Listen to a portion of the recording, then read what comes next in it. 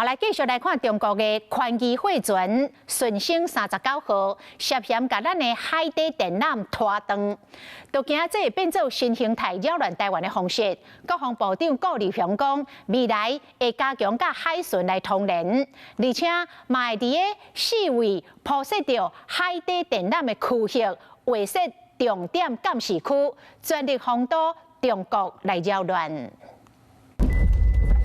月初，技术中国宽基船顺星39涉嫌拖长咱国北方海峡的国际海缆。国内外军事专家甲学者警告，这可能是中共铺设地带扰乱的新样态。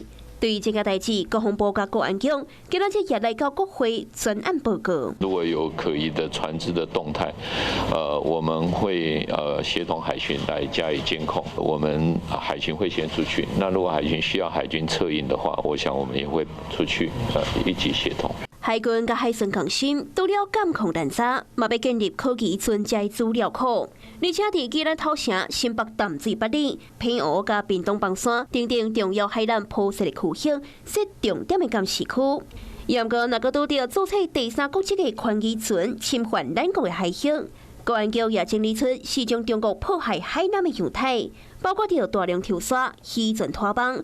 大型的货船拍艇、甲宽基轮的伪装，会利用第三国的权利轮，来在我们周边来布施一些可能的海上的一些监测的设备，或是来破坏我们的海底电缆的系统，或是在周边增加更多的侵扰活动，增加我们海防的负担。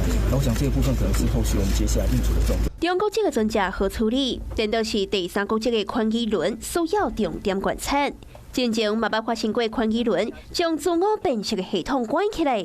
公安单位又要透过什么方式来追踪藏伫雷达岛的船只呢？一定会预警的。那即使它关闭 AIS， 我们还是有其他的收集的情资的能力来掌握他们的位置。公安局挂保证，追踪科技的船只绝对无问题。海巡、海军甲国安单位全力阻止中共任何可能的攻击甲扰乱的行为。